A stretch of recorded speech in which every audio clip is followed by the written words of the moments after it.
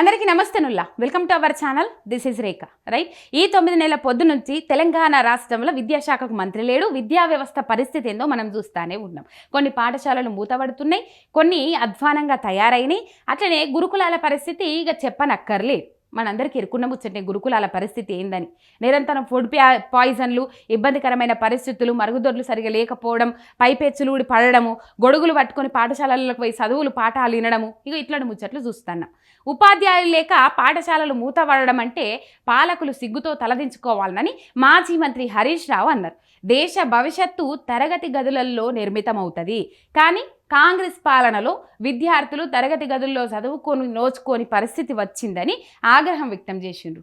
1 కాదు 2 కాదు 43 పాఠశాలలు, అది గిరిజనులు అధికంగా నివసించే ప్రాంతాలల్లో ఉపాధ్యాయులు లేక మూతపడడం అంటే పాలకులు సిగ్గుతో తలదించుకోవాలని అన్నారు. ప్రభుత్వ తప్పిదంతో గిరిజనులు ప్రాథమిక విద్యకు దూరం కావడం క్షమించరాని నేరమని తెలిపిండ్రు. కాంగ్రెస్ను ప్రజలు గెలిపించింది ఉన్న స్కూళ్లను మూతవేయడానికా అని ప్రశ్నించిండ్రు.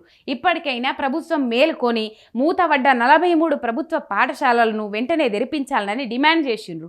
టీచర్ల నియామకం జరిగే వరకు విద్యా వాలంటీర్లను నియమించాలని విద్యాశాఖ మంత్రిగా ఉన్న ముఖ్యమంత్రికి విజ్ఞప్తి చేసిండ్రు.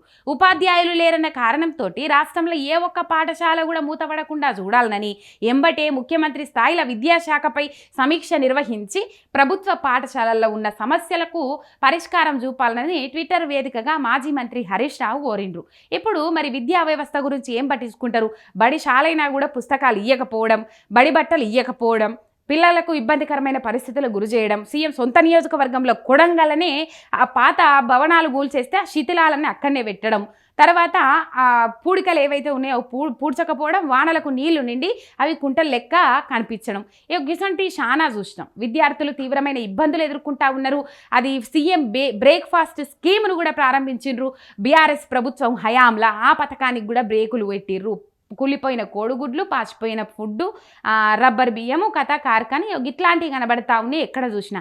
మరి విద్యా వ్యవస్థను పట్టించుకొని తొందరగానే విద్యాశాఖకు ఒక మంత్రిని, ఇక ఉన్న మంత్రులు ఏం చేస్తారో తెలియదు కానీ విద్యాశాఖకు మంత్రిని నియమించి, ఇప్పుడు విద్యాశాఖ మెయిన్ ఆయన చేతులనే పెట్టుకున్నాడు.